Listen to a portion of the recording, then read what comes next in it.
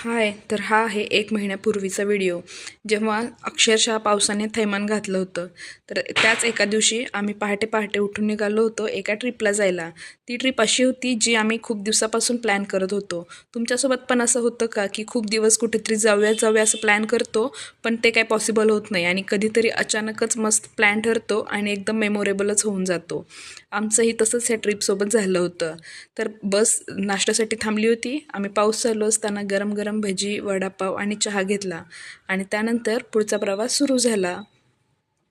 एकदम छान व्ह्यूज होते, दोन्ही साईडला धुके होते. असं वाटत होतं की ढग आपल्याला आपण टच करतोय. खूप छान व्ह्यूज होते आणि त्यानंतर आम्ही पोचलो डेस्टिनेशनला. तर येस, आम्ही गेलेलो भीमाशंकरला. एकदम पाऊस तिकडं पण चालू होता. सगळीकडं पाणीच पाणी साठलं होतं आणि अशातच आम्ही दर्शनाला गेलो आणि तशी विशेष गर्दी नव्हती. 15 ते 20 मिनटात दर्शन झालं. ॲक्च्युली तेव्हा चालू होते गणपती. सगळेजण गणपती बाप्पाला जातात म्हणून आम्ही म्हटलं चला आपण गणपती बाप्पांच्या पप्पांकडे जाऊया.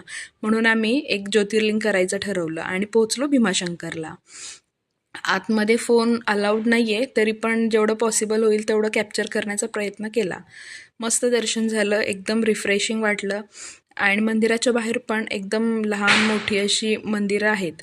मग त्यातल्या काही मंदिरांची दर्शन घेतली आणि परत बाहेर आलो. बाहेर आल्यानंतर पण पाऊस चालूच होता.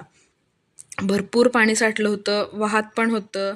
मग आम्ही फोटो काढण्यासाठी एक स्पॉट शोधत होतो आणि सगळीकडचं पाणी पण बघत होतो. आजूबाजूला जेवढं दिसेल तिकडं पाणीच पाणी दिसत होतं.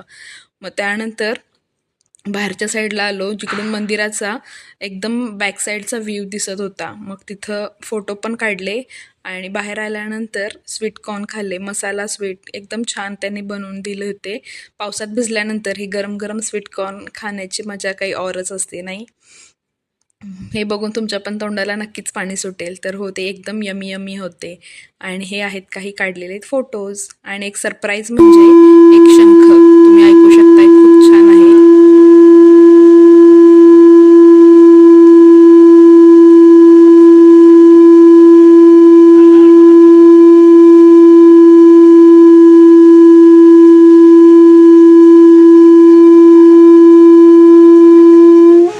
वाव, कसलं भारी वाटलं ना. तिथं खूप साऱ्या प्रकारचे शंख होते. आम्हाला काय त्यातलं एवढं विशेष माहीत नव्हतं, पण तरी पण बघताना तरी खूप छान वाटलं. तसाच आमचा परतीचा प्रवास सुरू झाला. थँक्यू.